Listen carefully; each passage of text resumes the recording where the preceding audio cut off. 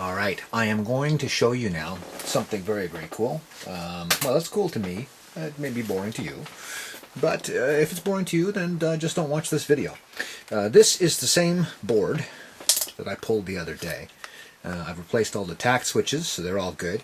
And as you can see, we've got some nice looking sliders in action going on here. These are actually reconditioned sliders. They're reconditioned sliders from the other Juno-106. And I'm going to be using them on this rebuild. And if you take a look over here, I have got all of the sliders that I took off the second Juno-106. Now I've also got the 3-position or the high pass filter switch soaking in here as well. This is isopropyl alcohol, by the way, and here's the 3-position switch. Now we're going to do two things here. In this clip, I'm going to show you how to rebuild one of these. Okay, one of these guys here. And typically I leave these overnight, but I actually need 2 of them to complete this build. So I'm going to actually take these 2 now. And get the lid back on these guys, because the alcohol will evaporate away extremely fast if you don't seal it in. Okay, so that's off to the side. Right, okay, I'm going to rebuild one of these guys, and hopefully you can catch all of this. Let me see if I can use the zoom feature to get in a little bit closer. Alright. Okay, can we do this? This is me with a tripod, being my own cameraman. So I will do my best to get this right. I'm going to position it at the area that I know I typically work, and hopefully I stay focused the whole time. Alright, so the first rule of thumb here is it's been soaking in the alcohol. Yeah, okay, here we go. It's been soaking in the alcohol, and that's helped dissolve a bunch of the gunk that's built up on it. Now, what we're going to do here is we're actually going to put this in the vise, like so, and I will position this so that you can see it a little bit better. Alright, now, okay, a couple things to bear in mind. When we're going to take this apart, note the pattern here. Here are 2 feet, and they're right on the very, very bottom edge. Then over here is a side tine, and you'll notice that it's not symmetrical here. It's not exactly the same.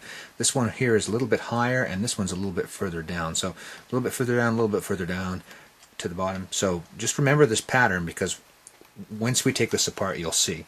Now the first thing I do is I'll put the screwdriver in underneath here, and then I'll just lever it up like this. And the idea here is to bend this up so that you actually keep the original bend in place. If you undo the original bend, you're actually going to have more problems later on. So now I'm going to loosen this and reposition it so that this is higher out, and I'm going to do the same thing over here, taking great care that I don't slip. Now another nice thing about the isopropyl alcohol while it's soaking is that it gets rid of any grease and lubricant residue on the slider. And when you're doing this particular task, you can really hurt yourself. Now typically if I'm not doing a video, I'm actually making sure that I never have a hand in the slip zone should it slip. You see where these are I've got all these little scuffs and scrapes on this clamp vise, on this vise, and that's basically because of the this sliding. So really be very, very careful. Now let's get this over here, and yeah, and another one. Again, keep the hands clear. So when you see that, that is your occupational hazard right there. Okay, great. So now this is clear. I'm going to reposition this so you can see it, and I'm going to pull this back and take it out, and you see what's inside? Okay, well, a couple things. This one's actually not too bad.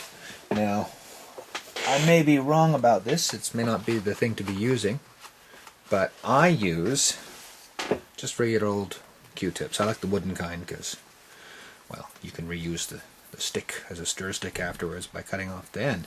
Alright, so I'm just going to run this inside, and you'll see that there's actually quite a bit of dirt and gunk, but there's also plastic grease from the original slider. So I'm putting this back down, and I'm going to use the screwdriver to, actually I'm going to reposition this, because if you try and work with this while it's in the vise, the vise is applying pressure on both sides and it will actually wedge this guy in place. So we've got to be careful, loosen that up a little bit. And now you can take this out. And this, of course, is the slider mechanism with the contacts. See these brushes? Doesn't really matter which way they go in, as far as I can tell. Either way is fine. And here we have the top, and I'm going to just use this Q-tip to get some of this gunk out of there. Once again, I apologize for the lack of a cameraman. Typically, my videos are in between, you know, in the pit stop, talking about what happened during the last few laps. But here, I'm actually trying to do this on the go. And that's probably the way I'm going to try and do more videos in the future, because I just got thinking about it, how usually I just tell you, oh, I did this, I did that. What's the point of the video if you're not demonstrating something? So, okay, there, I just blew that clear. Alright, so this is now clean. I'm putting this down over here, and then we're going to take this other piece and we're just going to rub out the inside like so. Pretty dirty. Okay, now what I do at this point is I've had plastic grease recommended to me, but what I use is this tuner control cleaner and lubricant, and it's a Next Tech thing.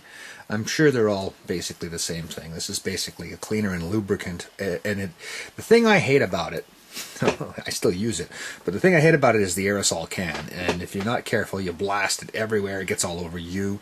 And what I found as a technique to dispense just the right amount is to push forward. Push forward a little bit. Don't just push down, but push forward. And when you push forward, it gets this into the position where it just trickles a little bit.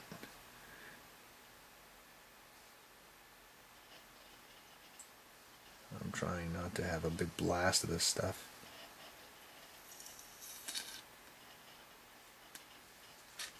You see that? I don't normally get that kind of control from the aerosol can.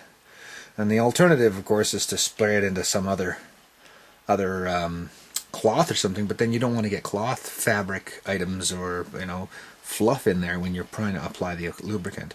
Okay, so here we are. I've just put this brush mechanism back in, and we're about to put the back on. Now, before we put the back on, we have to be careful, because again, if you get it wrong, the rebuilt slider is not going to fit on the PCB, because the feet will be the wrong way around. Okay, so once again, this one here is closer, this one here is further away.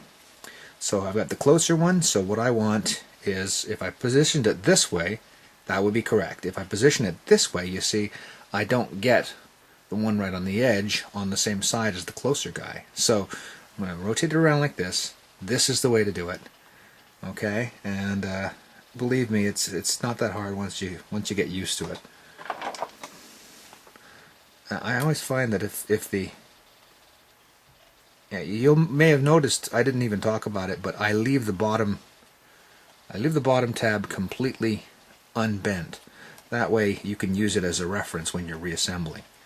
Okay, so now this is actually not going together very nicely because it's in a clamp. If I take it out of the clamp, I can then maneuver it with my fingers a little bit, move this down a little bit, and what you'll find is, okay, these guys here weren't bent out enough, but I can fix that just with a little bit of screwdriver action.